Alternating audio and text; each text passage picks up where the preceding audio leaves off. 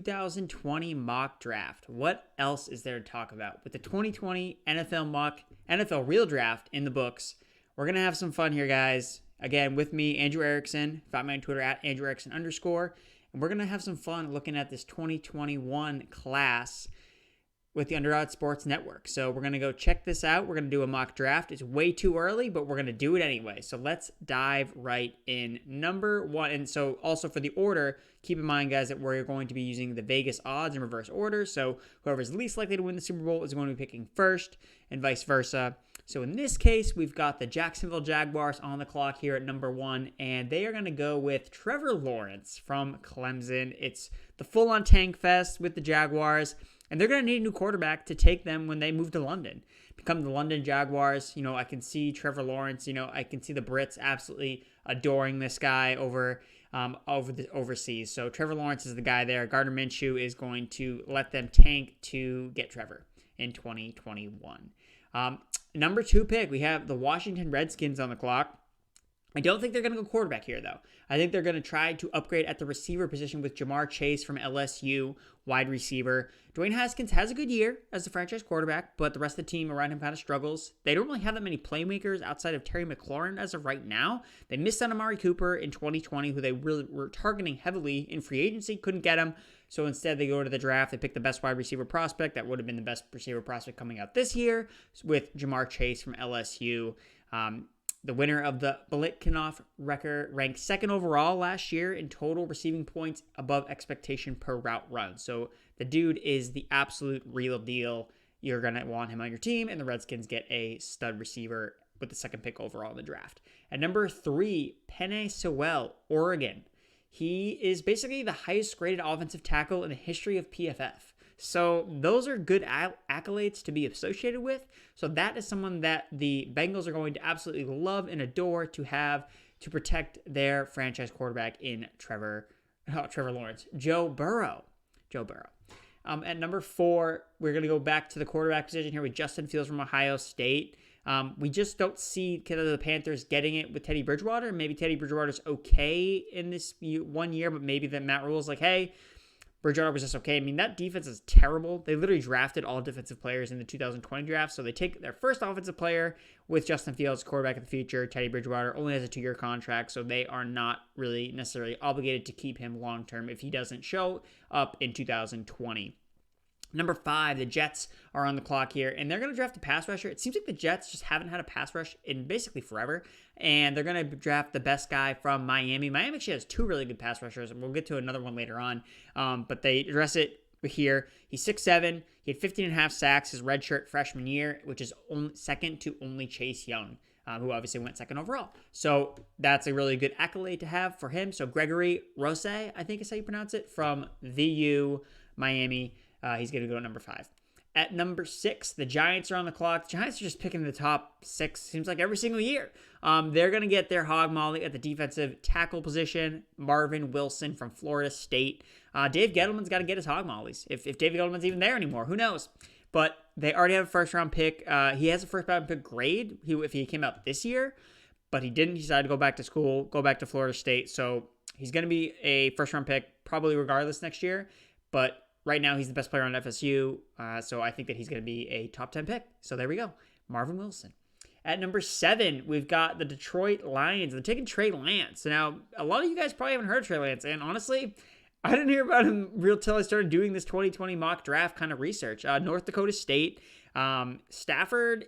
You know what? If he hurts his back again, like, you have to believe that the Lions are like, hey, we're going to go in a different direction. We need a new quarterback. They could, have a new head coach come in with Matt Patricia. If he doesn't show up this year, Bob Quinn could be on the hot seat. I mean, everyone's in the hot seat there. So they could really turn over a lot of different things in Detroit. But I mean, if you look at Trey Lance last season, 28 touchdowns, 0 picks at North Dakota State. Again, so I think that he's an interesting guy whose stock could really rise in the 2020 season, assuming that we have a 2020 college football season. Just keep on praying, guys. At number 8, Miami. Who could Miami add? And this could go either way. There's a lot. Both Alabama wide receivers are obviously available here. So I just, decided, I went with Jalen Waddle. I think that he kind of has the Henry Ruggs appeal, where he's a big play deep threat. And we saw Henry Ruggs go out, and maybe Henry Ruggs wasn't better than Jerry Jeudy, but he still went ahead of him. So going to go with Jalen Waddle here. Tua's going to be the quarterback, so what better way to help your star quarterback than get him his star receiver from this college program? It makes a lot of sense to me. Waddle was a SEC Freshman of the Year in 2018 after 45 receptions for 848 yards and 7 touchdowns. That's really big to me when I'm looking at these college prospects. If they break out at a really early age, it just shows that they have a lot of potential. If they can compete, as 18-year-olds, at 19-year-olds, playing guys that are older than them, because when they first enter the league, they're playing everyone that's older than them. So I like that how that transfers into the NFL. At number 9, the Dolphins again are on the clock. Again, guys, the Dolphins have 2 first-round picks next year again because of good old Bill O'Brien.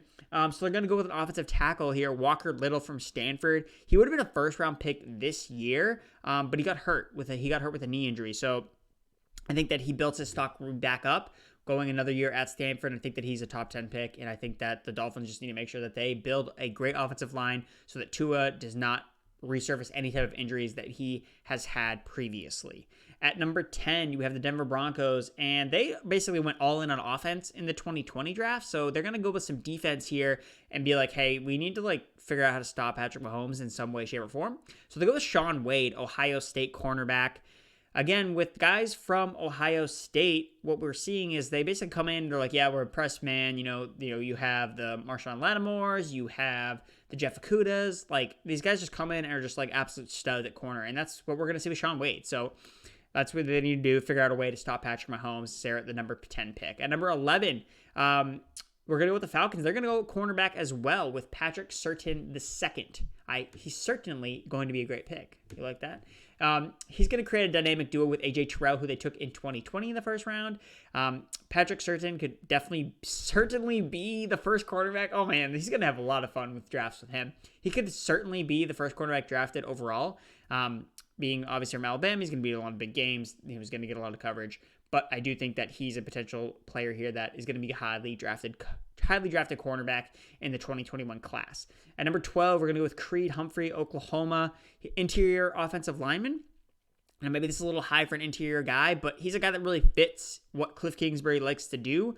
The Cardinals didn't invest a lot in terms of offensive line in the 2020 draft. They obviously got Josh Jones later on, and it remains to be seen if he'll pan out. He did fall to the 3rd round, so it's wondering, is that because he got a value or is it because he's not that very good? But we know that Creed Humphrey plays at Oklahoma, so he's used to playing in a similar system to Cliff Kingsbury's offense. So he would probably be very helpful in protecting Kyler Murray at the next level. At number 13, we've got the Bears on the clock. Their offensive line is a mess, and instead of drafting linemen, they just are trying to be like, hey, if we have 12 tight ends, we'll be fine. I was tempted to take a tight end here, guys, because this tight end class is a little bit better than last year's, but they obviously invested a lot already in Cole Kmet, so they're going to go with Samuel Kozma from Texas. Again, I was thinking tight end, but they need to fix that offensive line, and, they could go quarterback here as well, because we don't really know how that's going to shake out. Is Trubisky the truth? Probably not. At number 14, the Vegas Raiders are going to get their linebacker of the future, mcshay Parsons from Penn State. Gruden needs a guy on the defensive side that's just a freak athlete, to stop all of these explosive players. They're playing Denver. That's the load up on offense. It's an arms race in the AFC West, and they need speed guys on defense, and that's what they get with mcshay Parsons from Penn State. He's a linebacker who can make all the plays all over the field, and right now he's actually currently the favorite to be the first defensive player off the board in 2020 for odds at 3-1. So if you're a betting man like myself, that's something maybe you want to invest in, especially with, I don't even have him going here first. So maybe it's something that you don't want to do, but again, it's early on. We don't even know if there's going to be a college football season, hoping that there is, but I like the pick here, mcshay Parsons from Penn State to the Las Vegas Raiders. Didn't mess that one up. At number 15, Dylan Moses, Alabama linebacker. The Browns hit the nail on the head a little bit. They got lucky with Mack Wilson drafting him later on in the 2019 NFL draft from Alabama as a successful linebacker. Their linebacking core is still it's not very deep, and I think they go back to the well here and draft a higher, well-coveted linebacker from Alabama with Dylan Moses. He wasn't great necessarily in 2020 because he had dealt with some injuries. He went back to Alabama for 2021, but if he's healthy, I think he'll be a first-round pick, so I like him there for Alabama. Again, another Alabama player, no surprise here, Devontae Smith. The Titans don't really have a lot of offensive weapons outside of A.J. Brown. Derrick Henry is with a franchise tag, so maybe they decide, hey, we don't want to run and pound with Derrick Henry anymore. And Corey Davis it's Corey Davis. I don't think they're going to pick up their 5th-year option on Corey Davis. I don't think that he's going to be on the Titans again, so they could address the receiver position. And they're not afraid, obviously, to invest high draft capital. And I think that there's a lot of good receivers in this class. So I think that the Titans ultimately do take a receiver, Devontae Smith. So for a second straight year, 2 Bama wide receivers are taken in the first round. Last year, he ranked 3rd overall in total receiving points above expectation per route run, and 4th in yards per route run in 2019 per Sports Info Solutions. Remember, he had more receiving yards than Jerry Jeudy and Henry Ruggs did last season. So if that kind of just tells you the realm of how good this guy could potentially be at the next level, that kind of tells you right there. At number 17, the Jacksonville Jaguars are going to move on from Leonard Fournette. I know, it's crazy. Like, what are they doing? But they don't like Leonard Fournette. So he's going to be gonzo. So Jacksonville gets Trevor Lawrence's running back from college to pair with him in the NFL. I mean, Travis Etienne, dude, that guy is a monster. He was the leader in points per carry, broken missed tackles per 100 carries, and yards per carry in 2019. He decided to go back to school probably so he could just win another championship and maybe even potentially be like an even higher running back pick. You know, running backs don't get picked very often. We see, you know, at the highest that they go towards the end of the first round. But hey, you know, Jacksonville, if they want a running back, I mean, Jacksonville took Leonard Fournette top 10. So who knows? Maybe Travis Etienne will be the next top 10 running back taken in 2021. That would be nuts. So I got him at 17. At number 18, you got the Vikings on the clock. I do think they still need to address the edge position a little bit more. So Carlos Basham from Wake Forest, he had 10 sacks last year and 18 tackles for loss. I think he can fit into that Vikings system with Mike Zimmer very well. At number 19, we got the Chargers on the clock. Alex Leatherwood. They ultimately decided to draft their quarterback of the future with Justin Herbert, but then they're like, hey, like, we didn't really adjust the offensive line, which is really the reason why Phillip Rivers was really bad with us and why Tyrod Taylor has like 12 concussions. So they need to get offensive linemen. Alabama linemen, you know, for the most part, are come out pretty polished for the most part. And he has versatility at both guard and left tackle. So I think that that's a good fit for a more mobile guy with Justin Herbert as their quarterback of the future. At number 20, the Pittsburgh Steelers are going to select Jamie Newman from Georgia. He's actually transferring to Georgia, so this is really a shot in the dark, especially if there's no season. It's going to be tough for him to put up monster numbers, but he's in a really good position to have his draft stock, you know, really skyrocket this year because he has all those weapons in Georgia, and he brings a little more upside now that Jake Fromm is leaving that program to obviously be Josh Allen's backup in Buffalo. So I think that the Steelers, I mean, Big Ben is 38 years old. He's coming off season-ending elbow injury. And for some reason, no one's talking about the fact that, you know, everyone's freaking out about the Eagles drafting quarterback and the other team that's drafting quarterback. Oh, the Packers drafting a quarterback. But no one cares that the Steelers didn't draft the quarterback. But I do. And they addressed the position in the 2021 draft. At number 21, Pat Freiermuth, tight end from Penn State. The Colts go into 2020 with Jack Doyle as their tight end monster, and he just doesn't, that experiment doesn't work out. They're like, we probably should get someone that's a little more athletic and actually is like a real threat. I mean, if Jack Doyle leads the Colts in targets, like, that's not good. But this guy is a very polished tight end. I like him a lot as a receiver. He ranks 7th overall in total receiving points above expectation per route run per Sports Info Solutions at the tight end position. So I think that this tight end class is stronger than last year's, which is why I think the Colts will invest high capital in it because Frank Reich likes to use tight ends in his offense. At number 22, we have the New England Patriots. They won't be picking here. They're going to win the Super Bowl, of course. But at 22, Nick Bolton from Missouri. They need to look at off-ball linebacker a little bit. Dante Hightower is actually a free agent, so he actually may not even be on the team in 2021. He's also getting older, but they like Bolton. He can play both the pass and the run, which really you need from offline. You need that from off-ball linebackers. You need them to be able to utilize both in the passing game and in the running game. At number 23, the Buffalo Bills take Paulson Adeba.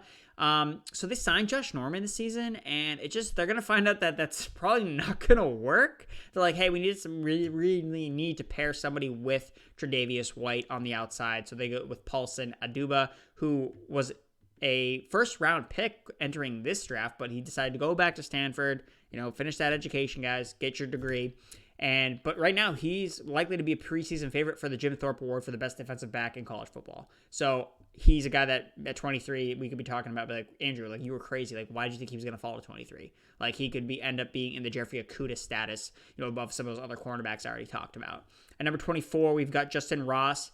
you guys, the Packers need to get weapons for Jordan Love. Like, come on. Like, this is such an easy pick. Ross is probably going to have a monster season now that he's the number one go-to target for Trevor Lawrence in the Clemson offense, with T. Higgins now being drafted into the NFL. So I cannot really see his stock not rising unless he gets hurt. So I imagine he's probably going to be a first-round pick in the 2021 draft. And, what better way to, help Jordan Love improve as getting him a really great receiver.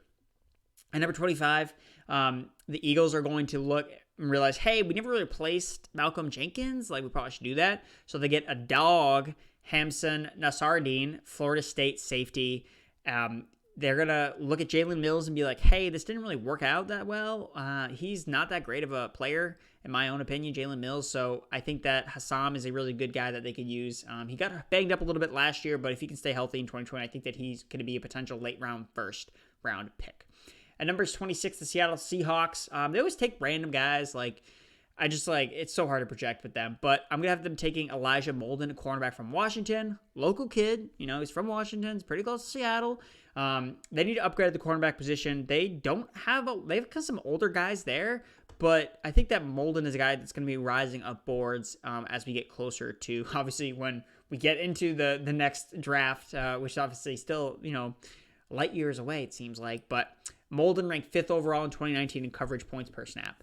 So just another metric by Sports Info Solutions that I think that's really helpful in terms of projecting cornerbacks to the next level. He profiled really well there. At number 27, we're going to go with Xavier Thomas, the edge rusher. Buccaneers are all in. They have this 2-year window. They're trying to win the Super Bowl. And a lot of these teams, when they're like, hey, we need to win right now, they want impact players that can make, impact game-altering plays, and they want to do that with a pass rusher, to help take down guys like from the Falcons and the Saints, other teams that are trying to win now.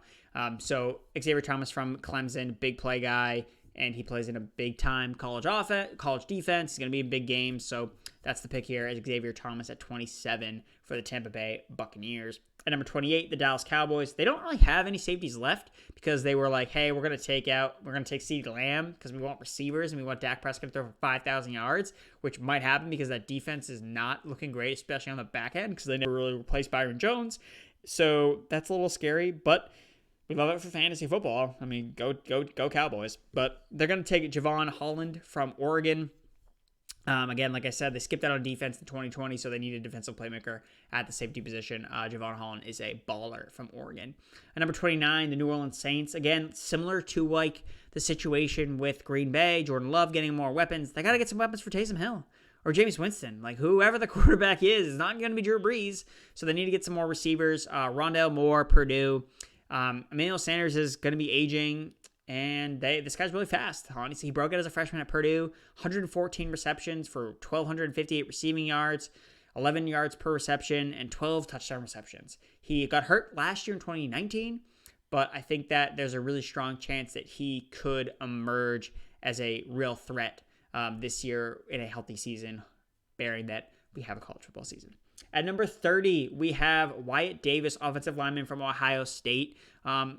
The 49ers are going to continue to build out the trenches. This is their formula of success. They build a great offensive line, they build a great defensive line, and then they kind of fill in the pieces with skill guys and that fit the Kyle Shanahan scheme. So Wyatt Davis from Ohio State. ESPN's Anthony Treich actually ranked Ohio State's junior Wyatt Davis as the second best offensive lineman for 2020, behind our guy from Oregon, who I mentioned earlier, who I picked 3rd overall. So Wyatt Davis is a really good guy, especially getting him. But it's interior offensive line, so that's why he's going to go a little bit later. It's just not as highly valued a position as the tackle positions are. At number 31, we have another edge rusher from the U, Miami. We have Quincy Roach.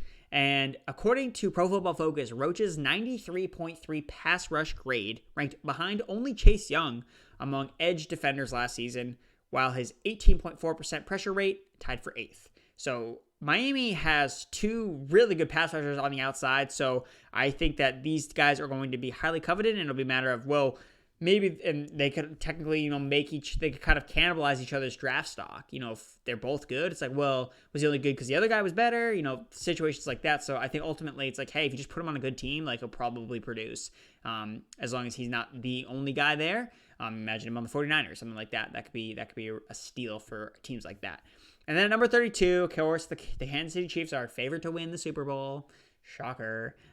Trey Smith from Tennessee, offensive tackle / offensive guard. I just think it makes sense to just keep building. I mean, if I'm the Chiefs, like, I'm going to be taking offensive linemen, it seems like, in every draft and be like, hey, if we can hit on somebody, like, they just need to make sure that they need to have a top 15 offensive line every single season just to make sure that they never, ever, ever put Mahomes in the situation that he was in last year where he ended up getting hurt. Whether that's because he was quarterback sneaking or not is beside the point, but you need to make sure that they're protecting their franchise, because if you have Mahomes upright, you would literally have always a chance to win, like, literally no matter what. So that's the summary, guys. That's 2021 in a nutshell. This is April 28th. We're coming at you with this 2021 draft. It's insane that we're already talking about, some of these guys, and the fact that we don't know if there's going to be a shortened college season or not, but it'll be interesting for sure to look back at this in a couple months and be like, whoa, like, I was way wrong. Or like, man, Andrew hit the nail on the head. So leave your comments in the section below and let me know what you think of the 2021 mock draft. If I'm missing somebody, like, please let me know, because there's a strong chance that I may be missing somebody. Or if this guy's someone's a scrub, hey, let me know. But yeah, these are my thoughts for right now. And thanks again, guys, for watching. Make sure to subscribe to the Underdog Sports Network. Thanks for watching.